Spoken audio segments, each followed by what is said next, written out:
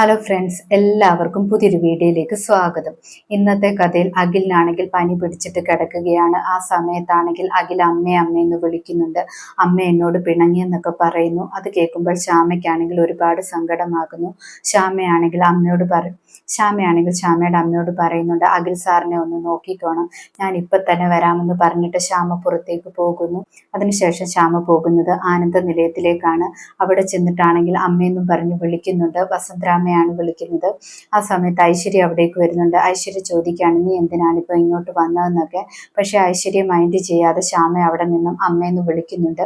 പക്ഷെ ഐശ്വര്യ ആണെങ്കിൽ വീട്ടിലോട്ട് കയറണ്ടെന്നൊക്കെ പറഞ്ഞ് ബഹളവും വെക്കുന്നുണ്ട്.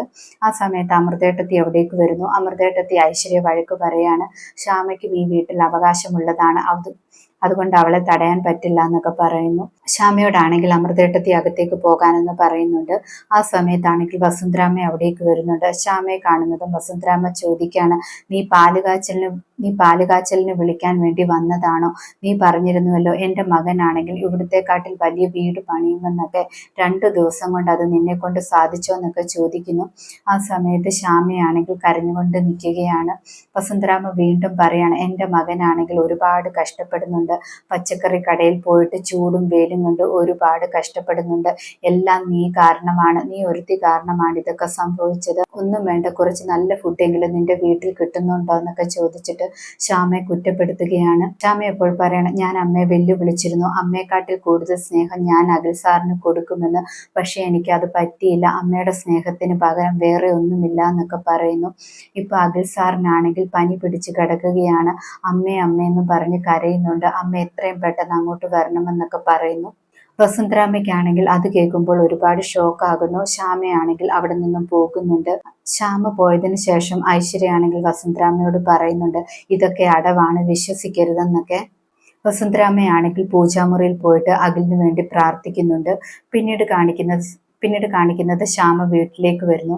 അമ്മയോട് ചോദിക്കുന്നുണ്ട്, അഖിൽ സാറിന് എങ്ങനെയുണ്ടെന്ന്. അമ്മ അപ്പോൾ പറയാണ്, മോള് പോയതിനു ശേഷം പനി കൂടിയായിരുന്നു, പിന്നെ ഞാൻ അച്ഛനെയും കൂട്ടി ഹോസ്പിറ്റലിൽ പോയി, ഇപ്പൊ കുഴപ്പമില്ല എന്നൊക്കെ പറയുന്നു. ശ്യാമ മുന്നോട്ട് പോകാൻ തുടങ്ങുമ്പോൾ അമ്മ ചോദിക്കുന്നുണ്ട്, മോൾ ആനന്ദ നിലയത്തിൽ പോയതാണോ എന്നൊക്കെ. ശ്യാമയാണെന്ന് പറയുന്നു. അതിനുശേഷം അഖിൽ സാറിന്റെ അടുത്തേക്ക് ചെല്ലുന്നു. അഖിലാണെങ്കിൽ ശ്യാമയെ കാണുമ്പോൾ ചോദിക്കുന്നുണ്ട്, കുട്ടികളൊക്കെ സംഗീതം നിർത്തിയിട്ട് പോയിരുന്നു എന്ന് ഞാൻ അറിഞ്ഞു, കുട്ടികളുടെ രക്ഷകർത്താക്കളോട് സംസാരിക്കാൻ വേണ്ടി പോയതല്ലേ എന്നൊക്കെ ചോദിക്കുന്നു. ശ്യാമയാണെങ്കിൽ ആനന്ദ നിലയത്തിൽ പോയ കാര്യമൊന്നും അഖിലിനോട് പറയുന്നില്ല. ശ്യാമ അഖിലിനോട് പറയുന്നുണ്ട്, സാറിന് അമ്മയെ പിരിഞ്ഞിരിക്കാൻ വയ്യല്ലോ, അതുകൊണ്ട് സാർ ഒരു ഓട്ടോ പിടിച്ചിട്ട് അമ്മയുടെ അടുത്തേക്ക് പൊക്കോളാൻ എന്ന് പറയുന്നു. എന്നെ ഓർത്ത് വിഷമിക്കേണ്ട, എന്നെ കാണണമെന്ന് തോന്നുമ്പോഴൊക്കെ വന്നാൽ മതി എന്നൊക്കെ ശ്യാമ കരഞ്ഞുകൊണ്ട് പറയുന്നു. അഖിലപ്പോൾ ശ്യാമയെ ചേർത്ത് പിടിച്ചിട്ട് ചോദിക്കുകയാണ്, നമ്മൾ രണ്ടുപേരും പിരിയുകയാണോ, നമ്മൾ രണ്ടുപേരും പിരിയണമെന്നാണോ താൻ പറയുന്നതെന്നൊക്കെ. ശ്യാമ അപ്പോൾ ഒരുപാട് കരയുകയാണ്. അഖിൽ ഒരുപാട് സങ്കടത്തോടെ പറയുന്നുണ്ട്, എനിക്ക് തന്നെ വിട്ടിട്ട് പോകാൻ പറ്റില്ല, എനിക്ക് തന്നെ പിരിയാൻ ഒരിക്കലും പറ്റില്ല എന്നൊക്കെ പറയുന്നു. അതിനുശേഷം ശ്യാമയെ ചേർത്ത് പിടിച്ച് കരയാണ്. ആനന്ദവർമ്മ വീട്ടിലേക്ക് വരുമ്പോൾ വസുന്ധരാമ്മ വിഷമിച്ചിരിക്കുന്നത് കാണുന്നു.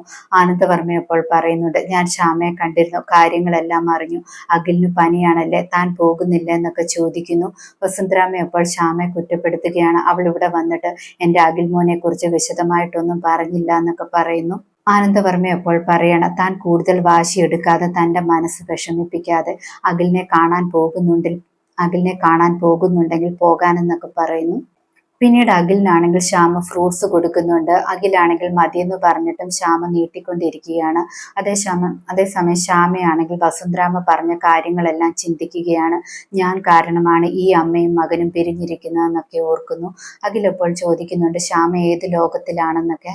ശ്യാമ ഇപ്പോൾ പറയണം, അഖിൽ സാറിന് അമ്മയെ അങ്ങോട്ട് പോയി കാണാൻ ഇഷ്ടമല്ലല്ലോ, അമ്മ ഇങ്ങോട്ട് വന്നാലോ, അമ്മ ഉറപ്പായിട്ടും ഇങ്ങോട്ട് വരും, എൻ്റെ കൃഷ്ണനാണെങ്കിൽ അമ്മയെ ഇങ്ങോട്ട് വരുത്തുമെന്നൊക്കെ പറയുന്നു.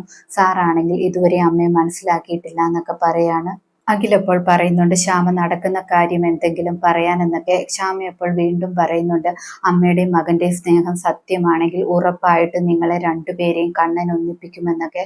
ശ്യാമ പോയതിനു ശേഷം അഖിൽ വിചാരിക്കുകയാണ്, ശ്യാമയുടെ മനസ്സിൽ ഒരുപാട് കുറ്റബോധമാണ്, എന്നെയും അമ്മയും പിരിച്ചത് ശ്യാമയാണെന്നാണ് കരുതുന്നതെന്നൊക്കെ വിചാരിക്കുന്നു. ഇതോടെ ഇന്നത്തെ കഥ അവസാനിക്കുന്നു. പുതിയൊരു കഥയുമായി വീണ്ടും കാണാം. താങ്ക്